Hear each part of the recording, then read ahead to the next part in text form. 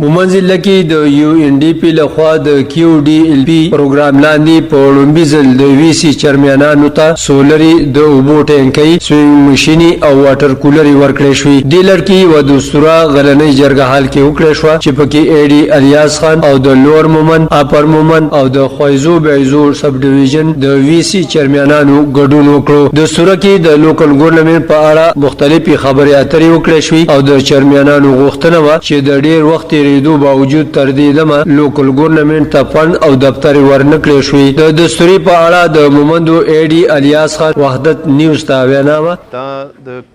یو ان ډي پی لاندې یو پروګرام دی کیو ډي ال پی ورته وایي د قبایلو لپاره په هغه کې دی نور هم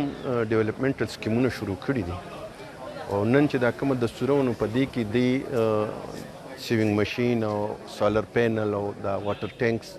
او دا ورکړل دي چرمنانو صاحبانو د هغې د حوصله افزای دپاره چونکې دا د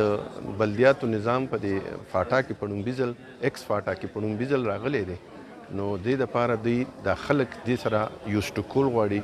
چې آینده دپاره دا خلک د دې نه بدځنه نه وي چونکې دې ته نور څه داسې فی الوقت خو سهولیات نشته د یو ان ډي پی دا یو ښایسته پروګرام دی او موږ یې اپریشیټ کوو او ورسره ترې دا دغه هم کوو درخواست هم کوو چې دا د دې دا لیول دی لوی کړي او کوم ډیولپمنټل کارونه چې دی دلته کې د قوو د بل شي سروېګانې کړي دي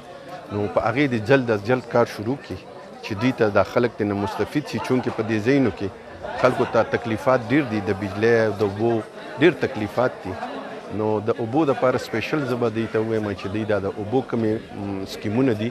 دی باندې جلد تر جلد کار شو پرستو په چرمنانو 15 سولري 22 ماشينونه 12 واټر ټینکۍ او 10 واټر کولري تقسیم کړي شوې د چرمنانو غوښتنه وا چې د سیمې د کشالو د حل کولو لپاره دوی ته د فند ضرورت دی او یو ان ډي پی د مختلفو سیمو سروې کړي وا چې پکې د سکلو اوبو د کلو کوڅو آبادی او نور د ترقۍ کارونه شامل وو او دا چې یو ان ډي پی دی په دغه د ترقۍ په کارونو هم کار شروع کړي د کومې لوجې چې ولستا بلها ستونزې رامخې ته دي د سوره کې د یو ان ډي پی اعلی چارواکو او د ضلعي انتظامی اعلی چارواکو هم ګډون وکړو د مومن قبایلي ضلع نه د وحدت نیوز لپاره ګل محمد مومن